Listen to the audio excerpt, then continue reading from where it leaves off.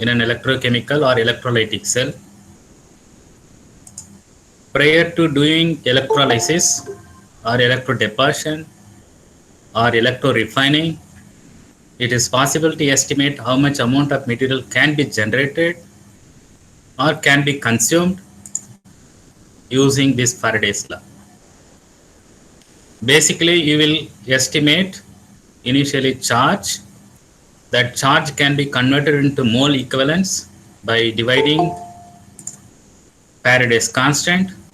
Then you multiply with the mass, atomic mass or molecular mass of any material that is electro-defined, so that you will get the amount of material being consumed or generated.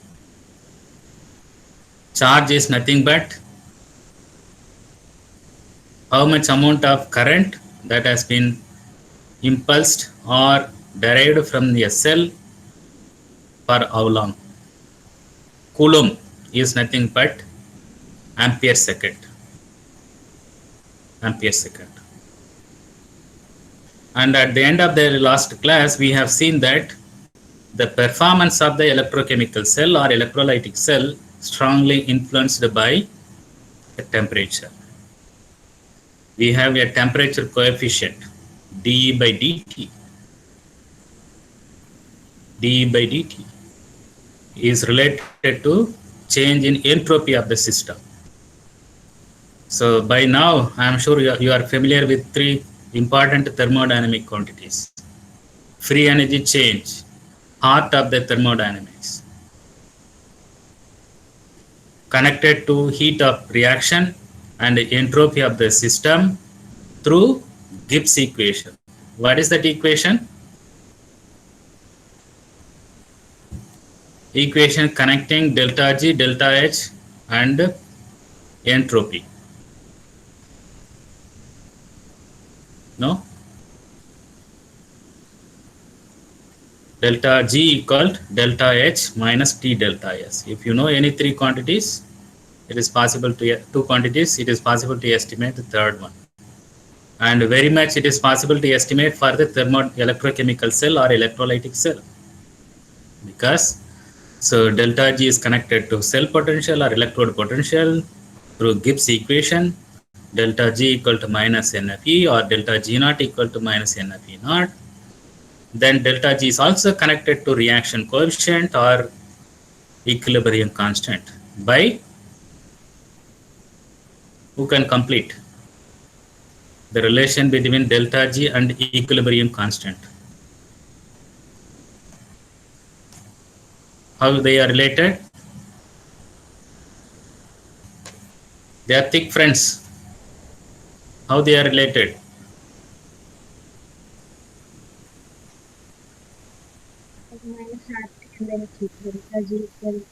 Delta G equal minus RT ln Q. Minus RT ln Q or ln K. Yes. Delta G equal minus RT ln K or E equal RT by NF ln K, because delta G equal to minus NFE. So to estimate these thermodynamic quantities for any electrochemical cell, you have to measure the cell voltage at a different temperature. You plot, you will get a linear curve. Take the slope, that will give you dE by dt. So then you combine with the entropy delta S. So then substitute in that Gibbs equation delta G equal to delta H minus T delta S, and it's possible to estimate. These are all very fundamental parameters. You will understand how the cell is going to perform, whether the reactions are going to be spontaneous or not, or the reaction can be conducted or not. All those informations are very important. Anything else you would like to add from previous class? Make comments, clarifications, suggestions, addition. No sir, this is tough, or this is very simple for us. Why you are teaching this? Or this is not clear to us. You have anything? You have any saying like that? No, sir, you are teacher, your job is to teach and go. We are student, we will listen and we will write something, you will give some mark. No? This is the motive you are attending this class or classes. Oh, sir. Yeah, so any questions? You'll go ahead. You are learning something. Yes, sir. We are learning something. First time I am hearing Sedraman.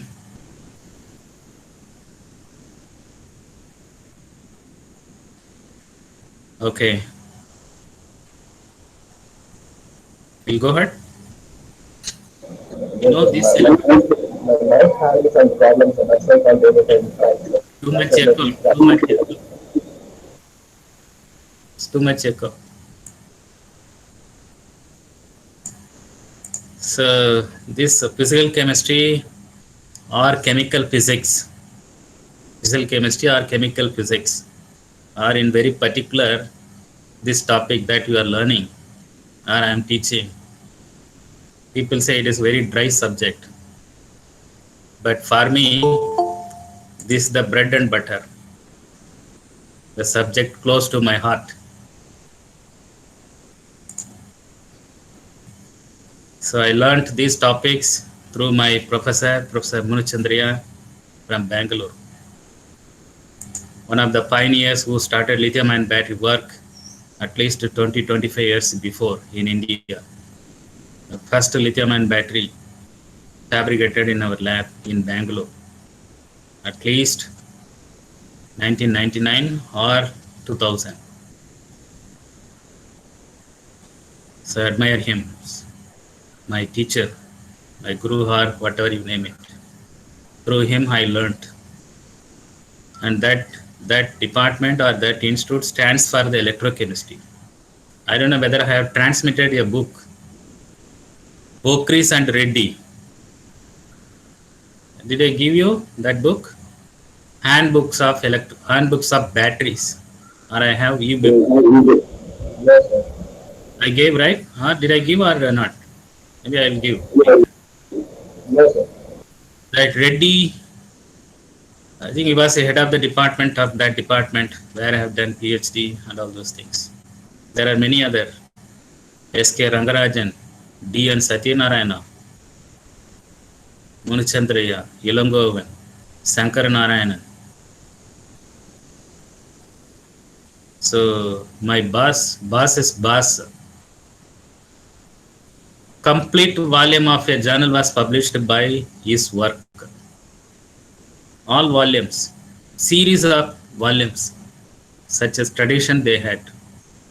So I am happy that I am inherited from that school. Okay, so we'll go ahead.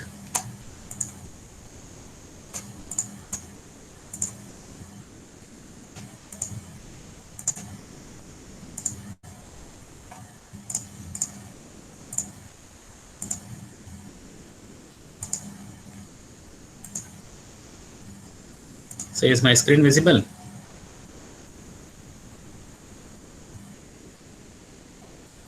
Yes, sir.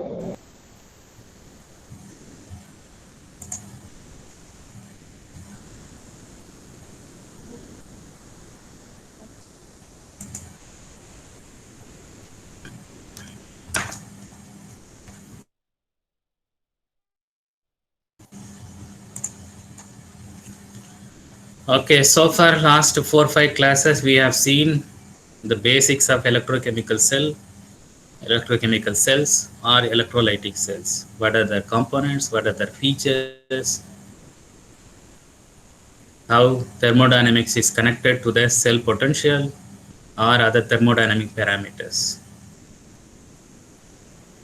And these electrochemical cells are the basis for batteries or electrolytic cells for electro refineries, electrochemical reduction of metal ions into metals, or even decomposition of some electrolytes into valuable or value added products like hydrogen. So next 4 or 5 classes very important. Please listen carefully. pay attention. Do not uh, uh, please attend. Batteries. So I'm sure all of us we use batteries. More than one battery we use. These days, sometimes 3 batteries. Youngsters like you, I'm not blaming. So youngsters like you sometimes use more than 3 batteries. Definitely in your mobile phone, sometimes 2 mobile phone, some representatives, company representatives, they use mobile phone, 2 mobile phones, one for personal use, one for official purposes. So it means they are using 2 batteries already. If they are using electronic watch, they are using third batteries. Whether it is a rechargeable battery or non-rechargeable batteries, that is different. And batteries have become inevitable in our life, not necessarily only for communication purposes, for any purposes. It has become inevitable. It is no longer as a luxury item, but it has become part and part of our day-to-day life. If you remove mobile phone or smartphone from people, you know what is the consequence, what are the consequences we will have it. We have become so dependent on the devices, especially mobile phone. I'm not recommending to be addicted to that, but it has become like that. All of you, at least more than 50% of you will be using smartphone for this class.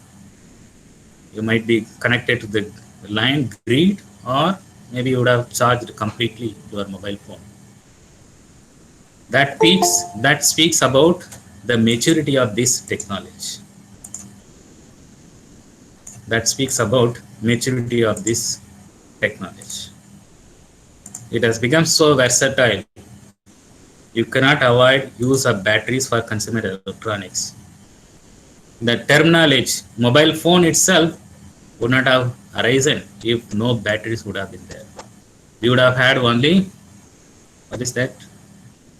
Trunk calls, static phone, landline. Yes, static phone or landline. No mobile phone terminology would not have been there if no batteries were there. I'm not exaggerating, I'm not advocating the batteries, but that is the fact. In 2019, the Nobel Committee, which awarded Nobel Prize to those 3 great people, John D. Goodenough, he was so good enough to invent lithium cobalt oxide. Stanley Whittingham, Yoshihiro Akino, who developed this technology, battery technology, very specifically lithium-ion battery technology. The Nobel Committee stated that it has recharged the world. It was invented in 1983. Material was invented in 1983, lithium cobalt oxide. Sony commercialized with the graphite as an anode in 1992-93. Within 10 years, no other technology has gone into commercial level at such a very short time. It is lithium-ion battery technology. And now we know where we stand with the lithium-ion batteries.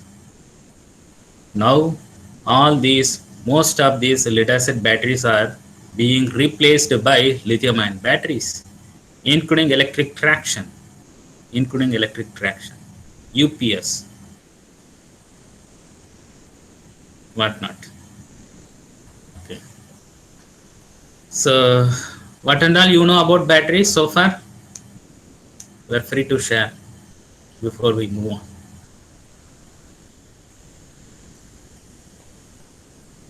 Whatever you know on batteries, you are free to share anything, any content. So Say it is a something. complex energy storage device that converts electricity into chemical energy and then converts it back to electricity whenever we need to use it. Yeah. It's a storage device simply. There are different types of storage devices. Pumped water storage or thermal energy storage or flywheel. There are different modes of storage devices, maybe for energy. And here it stores by electrochemical means. They are devices, they are energy storage devices which store the electrical energy, which are available associated with the electrode materials, sometimes electrolyte also, not necessarily on electrodes, on electrolyte also.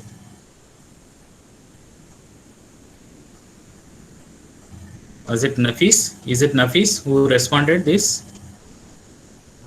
If not, Ishwar, okay.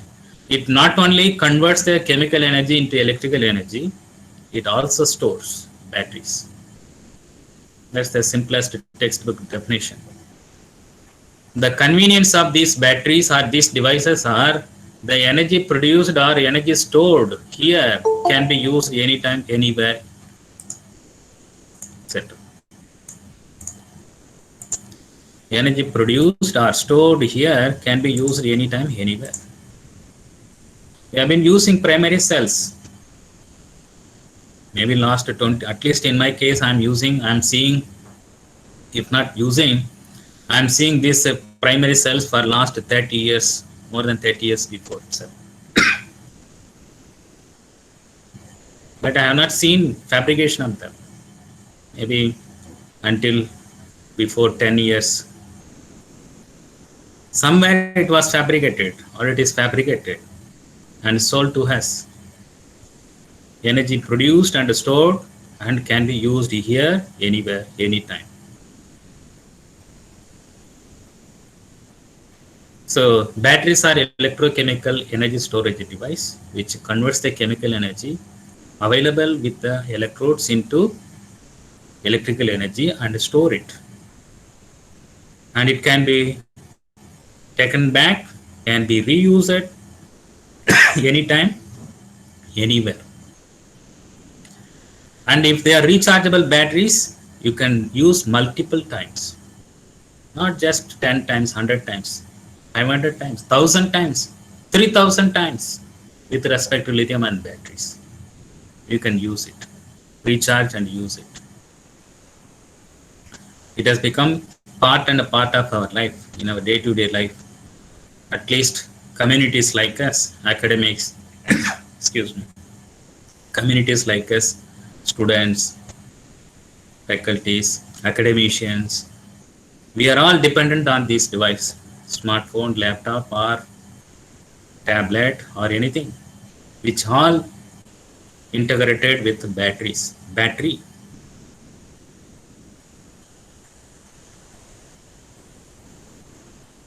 So we know that if we don't have integrated battery with these devices, we need to depend on the grid energy. So it may be okay, but it may not be okay for all the time. If you have to travel, or even if you are traveling, you need to have that grid energy or grid connection to use that. But otherwise, if you have a battery on mobile itself, movement, you can be able to use these devices. It provides convenience for your life. It provides convenience for the office. It provides convenience for maybe these days your online platform.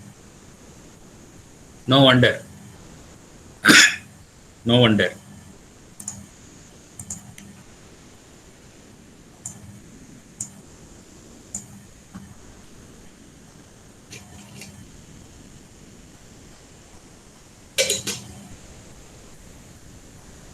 So in the history, if you look up when the battery was started, it dates about at least 1000 to 2000 years before.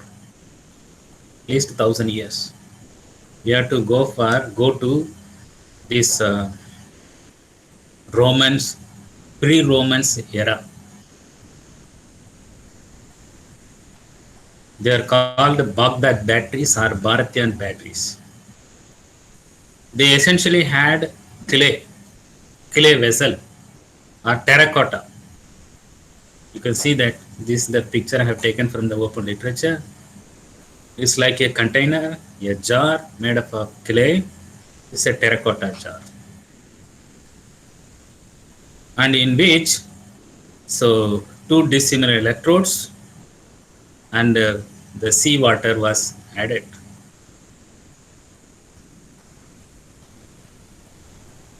So essentially copper and iron. 2000 years before, not sure whether they named it copper or not, but now we infer.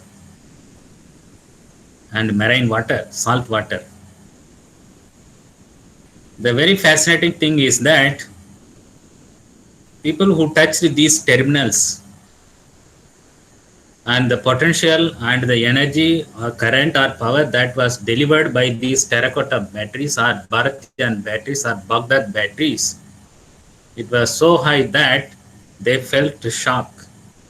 Now we know if you touch the terminals on electric terminals, if the power that we are discharging when we touch is exceedingly high, we feel shock. But that time it was not experienced like that. They felt that electric shock, they are feeling God. Whoever touched those terminals at that time, they were thinking that they are experiencing God. Because the too much power, now we know the consequence of electrocution, right? It leads to severe extreme condition. So they didn't have that what experience now we have. They named it. They felt that they were experiencing God. Maybe many people would have voluntarily touched and felt God in there. They got some spirit when they touch. That is the feeling they had it. This the battery history started at least 2000 years before. Baghdad batteries are Bharathian batteries. Romans time, pre-Romans time. But actual battery history started from 18,000 onwards. Thanks to this voltaic pile invented by Alexander Volta in 1800. What he had is, he had zinc and copper sandwiched with brine water, salt water, seawater. So what he was doing is, he was taking the zinc and copper sandwiched with brine water. He was stacking several, you can see that this is a schematic. Several layers he was stacking. One layer he has stacked and touched the terminals. Maybe sometimes he didn't feel. Then added several layers, started touching. When he added more than 30 such stacks, and when you touch the terminals, he could not withstand the power discharged from that voltaic pile.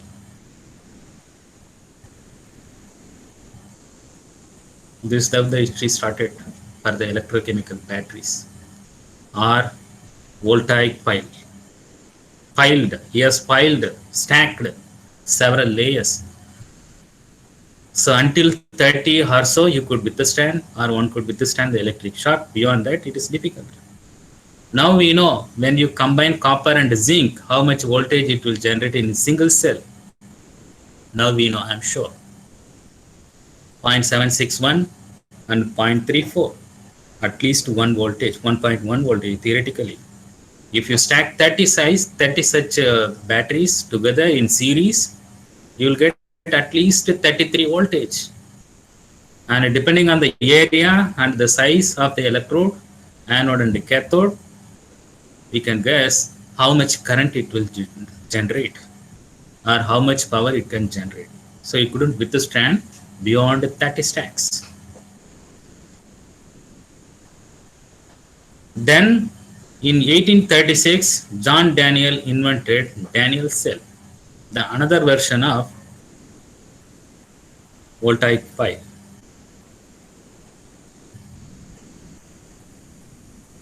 With the use of porous plug in a same container. With the use of porous plug in a same container.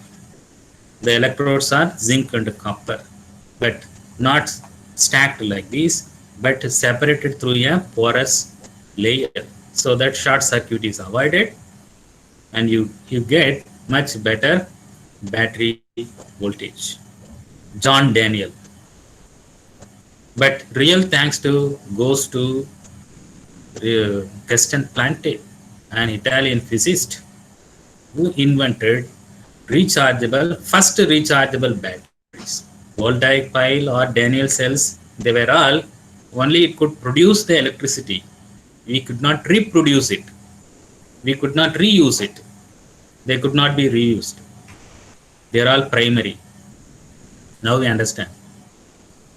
But Gaston Plante first invented first rechargeable battery, and it is lead acid battery. Lead acid battery. Now we know what is lead acid battery. It uses lead as an anode, lead dioxide as an anode, and we have different types of lead acid battery. VLA to VRLA to SLA, flooded battery to AGM to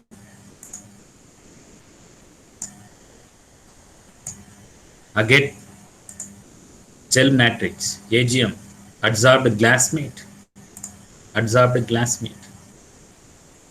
At least 500 times you can do charging and discharging, recharging, and it is still continue to rule the market, battery market, for last 150 years. We have flooded batteries to maintenance free batteries. Then Carl Kastner in 1887 came up with the zinc carbon dry cell. Actually, this is the breakthrough for the primary cells. Then it could be implemented in several consumer electronics later. Several ventures are there globally who makes these zinc carbon primary battery dry cells, otherwise known as. In the next unit, we will be exclusively studying about dry cells, primary cells. What are the different types of primary cells available? What are the technologies, components, merits, demerits, etc. Then history continued. Zinc carbon battery was a primary battery. Then Jagner, so in the beginning of 19th century, he came with the rechargeable alkaline battery made up of nickel cadmium. So Urey improved this nickel cadmium battery with the use of nickel iron. Then came nickel metal hydride battery. These three are similar. They are all secondary alkaline batteries. And this is primary alkaline battery. And you can also call it as a dry cells. In fact, it can be made both in acid or in alkali. Alkaline dry cell, and these are all alkaline secondary batteries. Before lithium-ion battery was introduced into the market, these batteries were ruling for consumer electronics like a camcorder,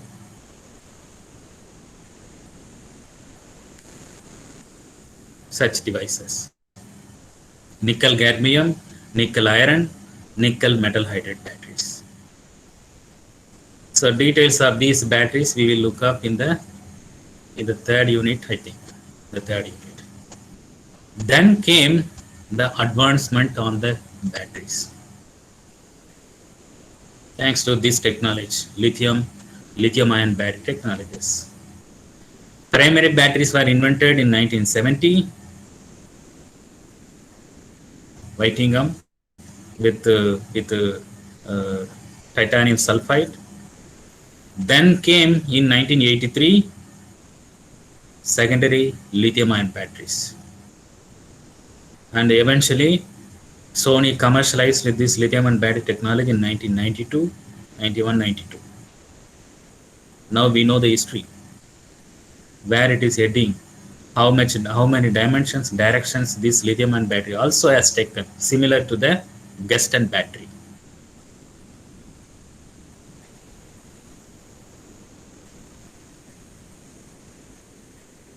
Geston batteries. So I think we should appreciate these great people who gave path for communication, modern communication. It doesn't restrict only to communications, many other aspects. Now we are talking about electric traction. Very much.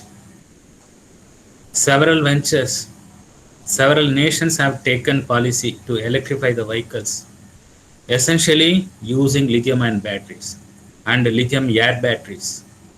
By 2030, some nations have taken at least by 2040, they want to completely electrify the tractions. It's going to be a huge demand for batteries, in particular lithium system, lithium air system, lithium sulfur system, and sodium also for grid. I'm sure many aspects about these great people you would have heard about it last year, previous to last year, you would have seen that.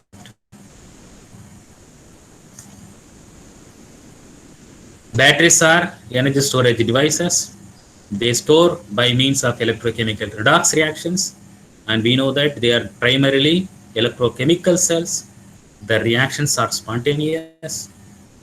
Once you complete the circuit, while integrating the components, so the reactions are taking place spontaneously, and they produce positive potential, and they are batteries in principle. How much potential depends on the electrodes. Whether it is rechargeable or non-rechargeable depends on the chemistry. We have two types of batteries, as all of you know. I would add third one, reserve battery. Have you heard about reserve battery?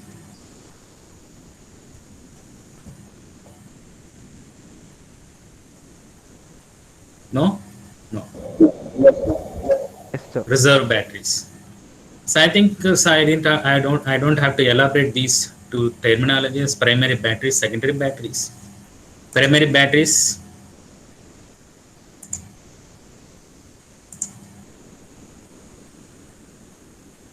they are disposable batteries or non-rechargeable batteries. One-time use battery, non-chargeable.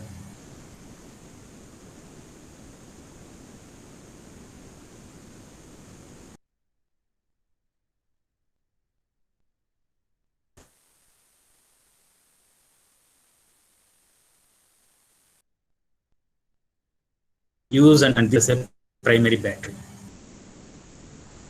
We don't need to depend on secondary battery for this. Consumes very little energy or very less potentials. Whereas you need to have to function properly this smartphone. Both are important. Primary batteries are also important, like secondary batteries. Secondary batteries are rechargeable batteries. It means the reactions, the anode reaction, cathode reactions, which are occurring during discharging, can be reversed, sometimes 100%. Batteries like lithium-ion batteries, 100% reversible.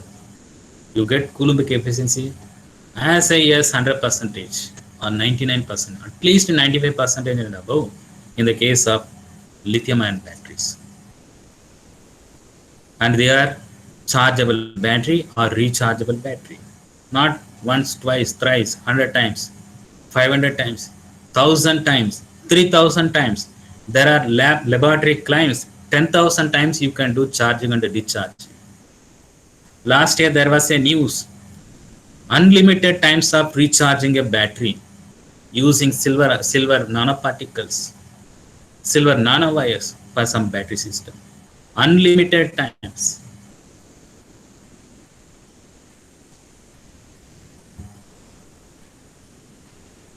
So reserve batteries are special type of batteries. They are used mostly for sensitive applications like missile or military or any such security where you require 24 hours of ready devices. It may be a military equipment or missiles or any such army equipment. 24 hours, 24 by 7, it should be available. So countries or nations, they may not be knowing, or those sensitive places, they may not be knowing when the suddenly enemies will come. Missiles should be ready. Any army equipment should be ready. If they have to be powered by this electric traction, electric means, that time we cannot simply find the grid's energy to recharge the secondary batteries, which are prone to self-discharge. Sometimes the equipments are held for 10 years, but no use, but it should be kept ready. Not just 10 years, 20 years. Some military equipments. So batteries have to be kept ready. Only in few seconds, the battery should be able to deliver the energy. It might be opening into the air or dipping in seawater in submarines or marines, or exposed to the atmosphere, then the battery will start functioning. Military equipments, very important. Reserve batteries. Such batteries are known as reserve batteries. In that case, IPS will be considered also as reserve battery. Yes, please. Sir, IPS we use in home. Is that considered as reserve battery? The batteries that we use in the home. Yes, sir. That take charge from the when the power goes out. IPS, sir. IBS. What is IBS? UPS. IPS, sir. Inverter is UPS. Yes, sir. Inverter. They are all rechargeable batteries. Rechargeable secondary batteries. They are mostly lead acid batteries. Maybe very recently it would have bought specifically by asking for lithium-ion battery, then they use lithium-ion batteries. So I am talking about beyond that, in military places, security reasons. They are all basically primary batteries. We know primary batteries, they can hold the charge for years, 1 year, 2 years, 3 years. But military equipments are required for 10 years, 20 years. Maybe I will talk about that reserve battery more on next when the topic comes. But as of now, so 3 types of batteries, 2 types of batteries, primary or non-rechargeable batteries, secondary rechargeable batteries. The third one is reserve batteries. Third one is rechargeable battery. Have you ever thought why the name primary battery was given and the secondary battery name was given? Why some things are called primary, then the other thing is called secondary? I leave it to you. Please come up with some response next class. So we have specific differentiation or features for primary batteries, secondary batteries. Primary batteries, as the name implies, are non-rechargeable batteries. They are not possible to recharge, but whereas secondary batteries are rechargeable.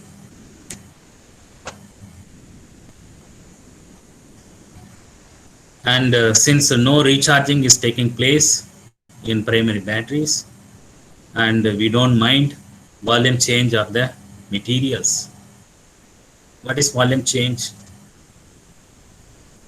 In lead acid battery, when you assemble the lead acid battery, it is in the recharged state. All secondary batteries, when you assemble, when you fabricate, it is in the discharged state. Whether it is a secondary alkaline battery, lead acid battery, or lithium-ion batteries, you will have to recharge it if you want to use it. Whereas all the primary batteries, when you assemble it, They are already in the charged state. You start immediately using them. That's why whenever you are buying any consumer electronics, maybe laptop, your smartphone, emergency light, or anything, camcorder, anything which uses secondary batteries, you are advised to charge the device or this product for at least 24 hours. After that, you can start using. This is the advice usually they give, right? Yes, this because secondary batteries integrated into the device would have been made maybe how many months before, maybe 6 months before, at least 1 month before. By the time, because of the large self discharge, all the charges would have gone. So you are asked to recharge it before using them. Whereas primary batteries, when you assemble, it is already in the charged state. The very characteristic of the primary batteries are they can hold the charges for years. 1 year, 2 years, 3 years, sometimes 5 years. You can pick up from the shelf, SHLEF, you can start using it. The battery would have been made 3 years before. That is the greatness of primary batteries. They have seldom self-discharge, primary batteries. But secondary batteries, self-discharge is very high. So what is this volume change? In case of lead acid battery, lead as anode becomes lead sulfate. Both are different chemicals. Lead becoming lead sulfate. Compositions are different.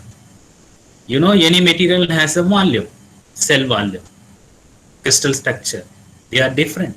Sometimes, not sometimes, depending on the material, the crystal structure, their volume, A cube, is different.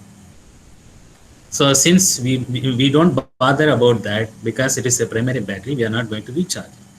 But we need to bother about the volume change in secondary batteries. If it extends very much, it is already closed. Maybe batteries.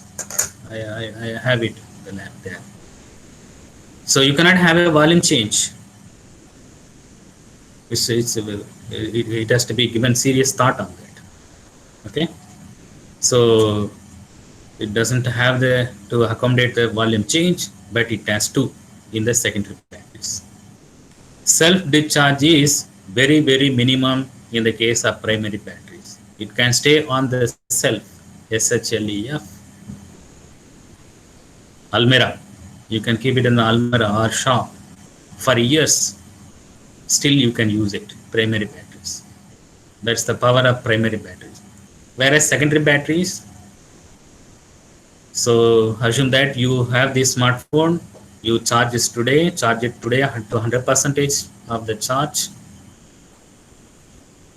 put off, you are not using it. Even after one week, you will not be able to on it. Or if not 1 week, after 1 month, you will not be able to even on the smartphone because it is prone to high self-discharge. Secondary batteries. I don't say it is a demerit.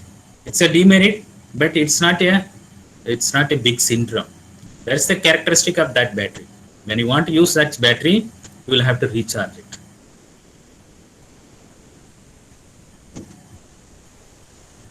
So why these primary batteries are not possible to be recharged? The reactions are not reversible. Completely changes into another material which are difficult to come back, especially in the case of zinc carbon battery, dry cell, which uses zinc as an anode and manganese dioxide as a cathode. Manganese dioxide completely permanently changes to manganese oxide, Mn2O3. Electrochemically, it is difficult to get back to MnO2. Whereas in the case of secondary batteries, it depends on the type of the battery, whether it is a secondary alkaline battery, lead acid battery, lithium ion battery. By supplying the suitable potential or current, it is possible to get back to its original state. Lead sulfate can be decomposed to lead and graphite, lithiated graphite can come back to graphite, or cathode, lithium cobalt oxide can be reintercalated to lithium. So sometimes 100% reversibility or Coulombic efficiency can be possible with the type of the batteries, and we call it as a rechargeable batteries. We call it as a rechargeable batteries. Even in the case of lead acid battery, you can do 80% of the percentage depth of discharge. In the case of lithium ion battery, 100% is possible. And in the case of nickel metal hydride battery, it is advisable to do charging and discharging 100%, Coulombic efficiency 100%. Otherwise, they are prone to have memory effect. You will see what is memory effect later. It is advisable that you discharge your mobile phone, smartphone completely, then you charge it. So fortunately, lithium-ion batteries, they do not have a memory effect. But batteries like alkaline secondary batteries, in particular nickel metal hydride battery, they are prone to have memory effect. For such batteries, it is advisable to discharge completely. You make the DOD 100%, then you go for charging. You can expect full potential of the battery to deliver. Otherwise, if you recharge the battery which is having 20% of the capacity in first cycle, then in the second cycle, again if you recharge the battery, if you have a now little reduced charge, it loses those capacity. Battery forgets, nickel metal hydride battery forgets its potential, how much its capacity, it doesn't know. If you are charging the battery, if it is not completely discharged, that phenomena is known as memory effect. So thanks to this lithium ion battery technology, such phenomena is not there with the lithium ion batteries, or very, very minimum, negligible. Okay. In terms of cost, primary batteries are very cheap. How about secondary batteries? They look very high price. So I'm a poor teacher, so this smartphone costs about 10,000 rupees. Bought 3 years before. Smartphone, 10,000 rupees. The battery alone costs about 3,000 to 4,000 rupees. At least 1,000 rupees. 1/10 of the mobile price. Some of you may be using expensive devices, then respective, or maybe embedded with the high capacity batteries. At least 20 to 30% of the cost for any electronics, consumer electronics, to be borne for batteries. It looks very expensive. The initial prices of secondary batteries looks very expensive. What would be your comment on this? Primary batteries are looking very cheap. How much it is? Duracell, everyday, Fujitsu, whatnot.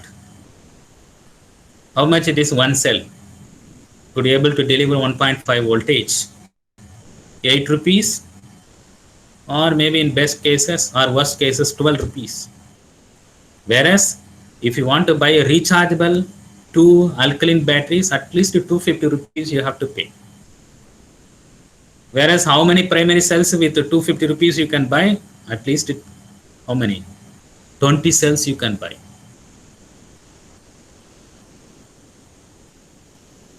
But the greatness is you can do 500 times charging and discharging with such secondary alkaline batteries.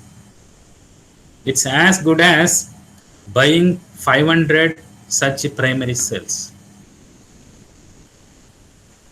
So on long run, secondary batteries are looking cheaper. It provides convenience of using several cycles. 500 cycles with respect to lead acid battery, or nickel cadmium battery 600 to 800 cycles. But thanks to this lithium-ion battery technology, at least 1,000 to 3,000 times you can do charging and discharge. It's as equal as buying 3,000 primary batteries. If you assume 10 rupees, one primary battery, 3,000 times if you have to buy, it is 30,000 rupees. But what I told, it is about 2 to 3,000 rupees of secondary batteries embedded in this device. Which is cheaper or which is costly? I leave it to you.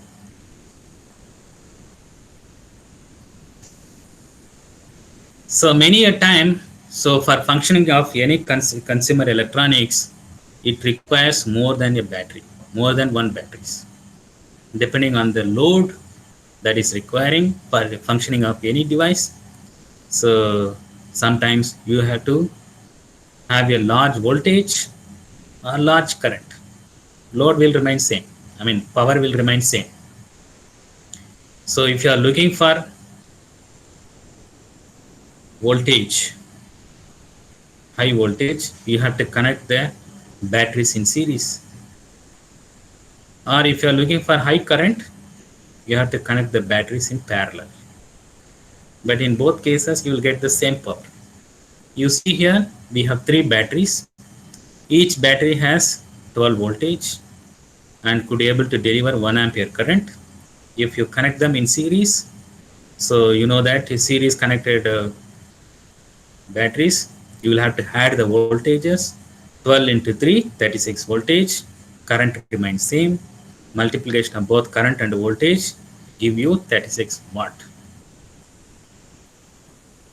Whereas the same 3 batteries having the same characteristic features, 12 voltage, 1 ampere current, if you connect them in parallel, so now current will be added, voltage will remain same, you get a 12 voltage, 3 ampere current, each delivering 1 ampere. So you get the same power. But matching the voltage is very important for functioning of any device. Here it requires 12 voltage, but here for this load to function, it requires 36 voltage. So you'll have to select the circuit, whether it is a primary not primary, series or parallel circuit. Sometimes you'll have to combine more than 10 batteries. Your laptop uses at least 4 batteries, 19 voltage. A 40 watt consuming power laptop uses at least 19 voltage. Each lithium-ion battery delivers about 3.6 voltage. You can estimate how many batteries can be there.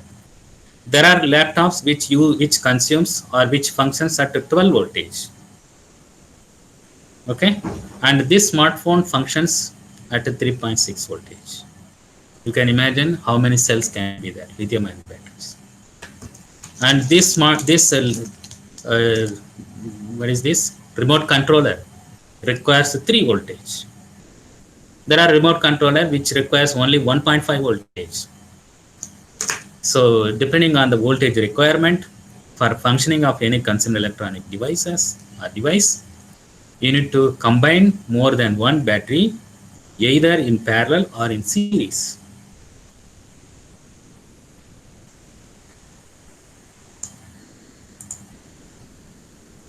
Okay, a few more minutes I have. We have 2 sister devices to batteries, known as capacitors. Not just capacitors, supercapacitors. They are also energy storage device, but with limited capacity or energy density. Batteries and supercapacitors. Supercapacitors are like relay runner, like Usain Bolt. Batteries are like marathon runner. I think these photographs will give you some understanding. Supercapacitors are like relay runner, very quick I'm sure you'll be able to tell how many seconds Usain Bolt has taken to cross 100 meters. And this is another person. Yeah, 9.11 second. He beat his own record in consecutive Olympics, right? Usain Bolt.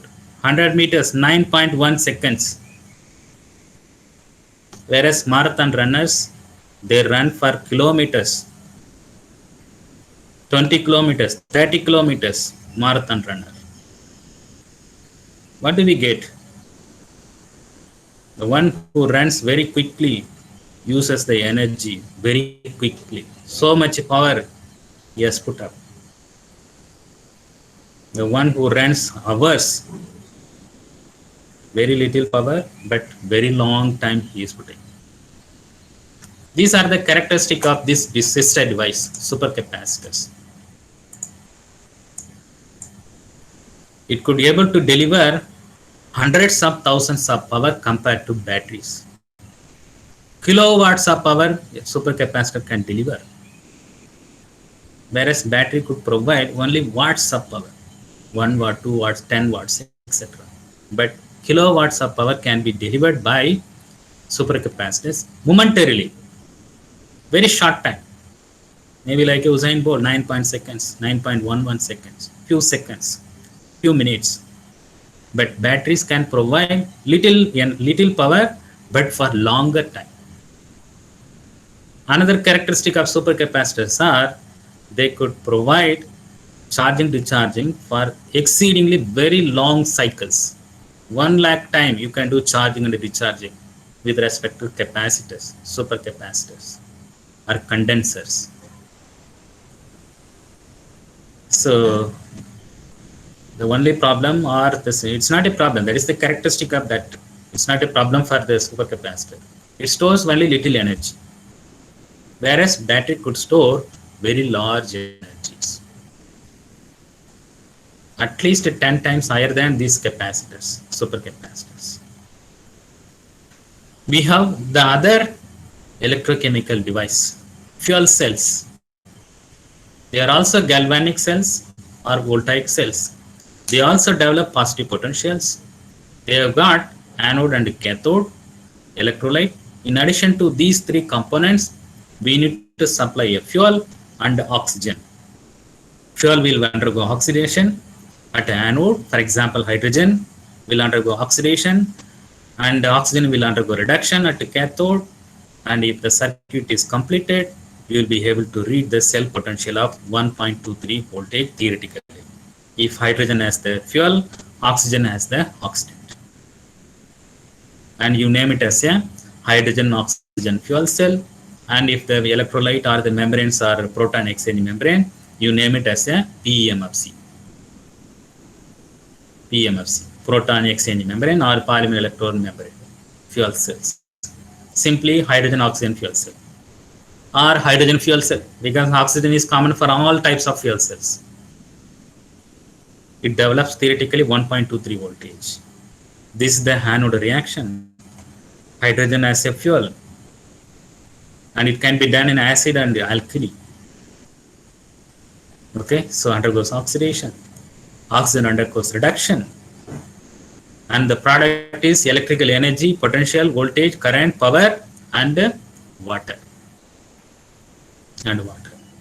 As long as you feed the fuel, it will generate electricity. Once you stop the feeding of fuel, it will stop producing the electricity. I will also stop now.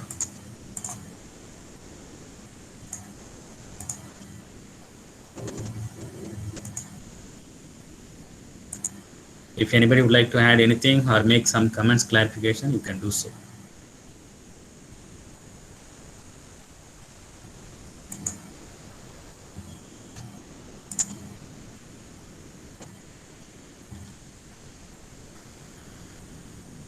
In mobile phone, watch, remote, wireless accessories. Oh, these are all primary batteries we are using.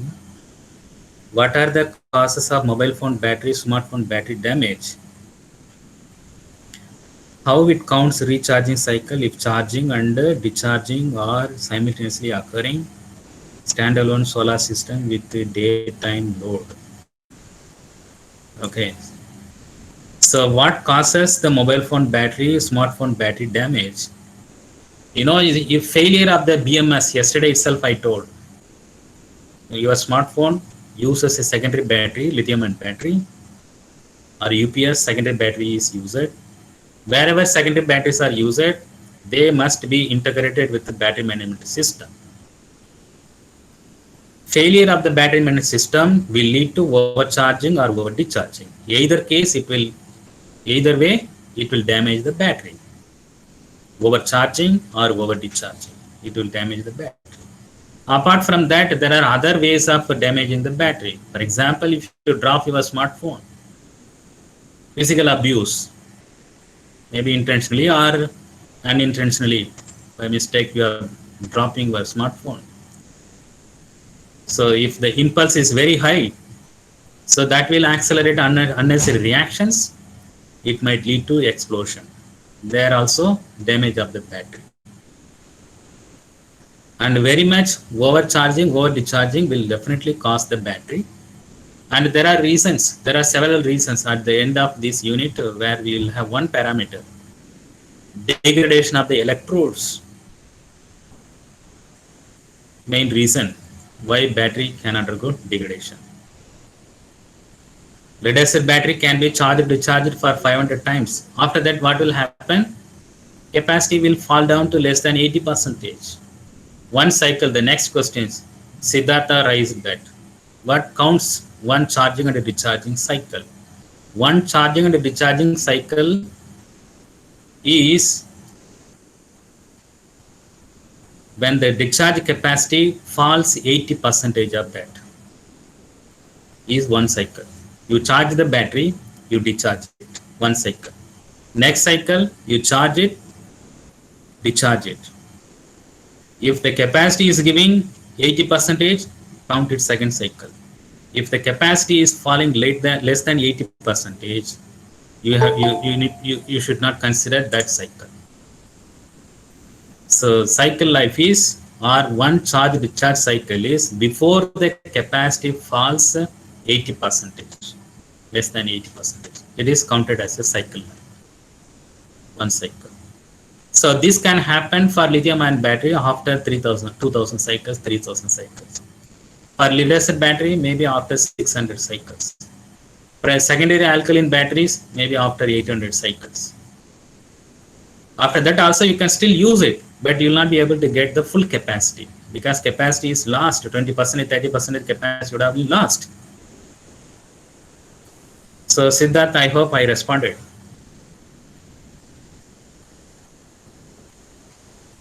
Okay, so Sedaraman, where the capacitors are used instead of battery. Okay, so Yes, sir. yeah, Yes, sir. where the capacitors are used instead of batteries. So this requires a 3.5 voltage and a capacity of at least 300 mAh, milliampere hour. So 3.5 voltage, 3000 mAh. 3000 mAh is 3.33 ampere hour. 3 ampere hour. Voltage is 3.5. What is the energy associated with the battery in this mobile phone? Okay, so we have not come to that stage. Maybe next class. Energy is nothing but, electrical energy is nothing but current into voltage, capacity into voltage. Ampere hour is the capacity, voltage is 3.5. So 3.5 into 3000 milliampere hour per gram, 3000 milliampere, 3 ampere hour. 3.5 into 3, roughly 9 watt hour. This smartphone requires 9 watt hours of energy. Watt hour, not whatever, WH. Will any single supercapacitor will substitute this much capacity or energy? No. Use several capacitors to match that capacity. Maybe hundreds of thousands of capacitors you will have to combine it in series or in parallel. In that case, the smartphone's volume will be very big. It cannot be called as a mobile phone. Maybe you can use one place and try, you keep one place and try to use it. So generally, wherever high energy is demanding, you use batteries, like your laptop, camcorder, electric vehicles, UPS, etc. But wherever very high power is demanded, there momentarily, very short time, few seconds, 10 seconds, 15 seconds, few seconds to start up, very high power is required. Those places supercapacitor can be used. Can you imagine, can you recognize few such places where you require momentary power? Where and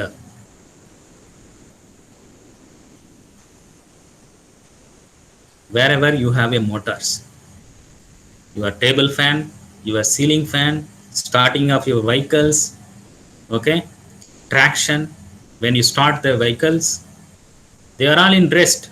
Your table fan is at rest, your ceiling fan is at rest, associated with a large resistance, large moment of inertia, large electric resistance. You require additional power, more than the required power. So there comes the role of supercapacitors. Without that, you cannot even start your table fan.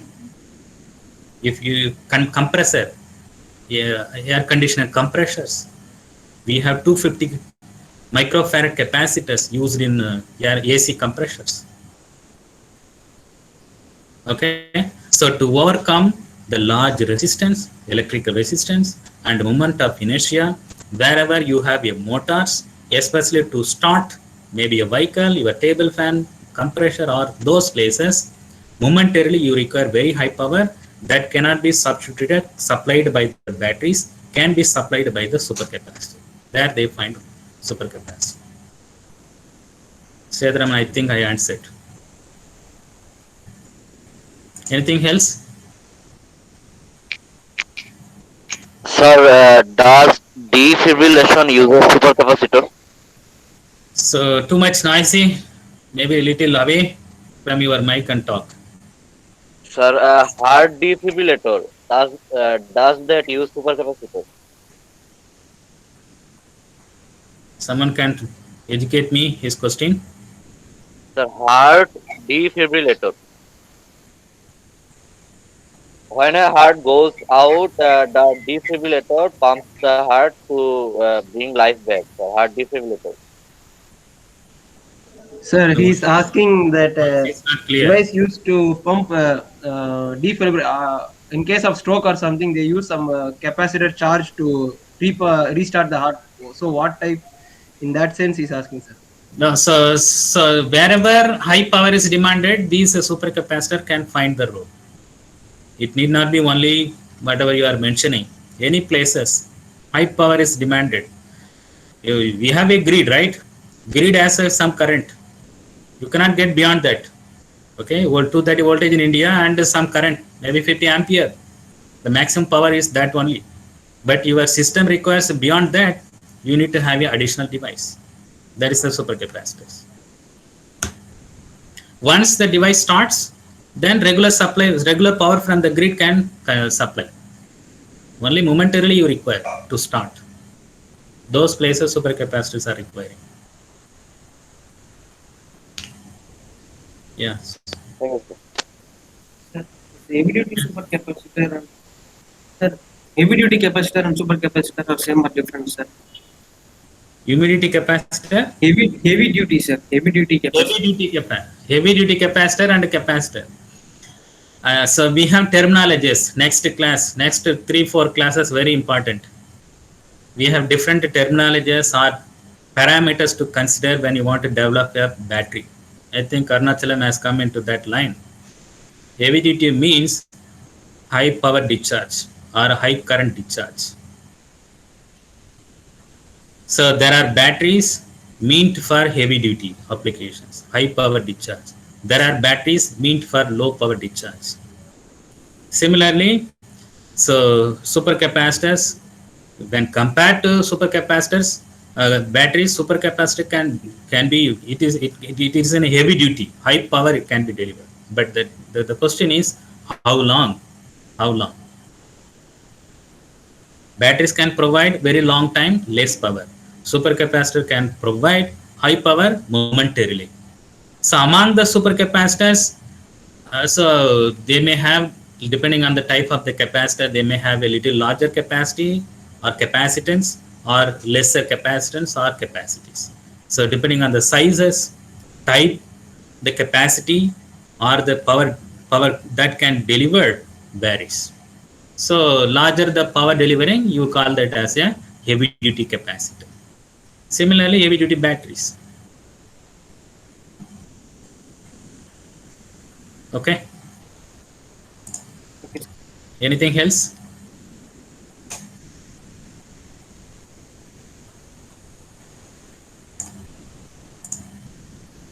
So if not, if you have any questions, clarification, reserve it. Maybe next class we will see. Thank you very much. Thank you. Thank you, sir. Thank you, sir. Thank you, sir. Thank you, sir. Well, there is one question Yes, sir. by Saraf. Can we use capacitors as well for high power usage? Capacitors are meant for high power only. Capacitors are meant for high power discharge. Wherever you require high power, capacitor can be used. Where battery cannot substitute.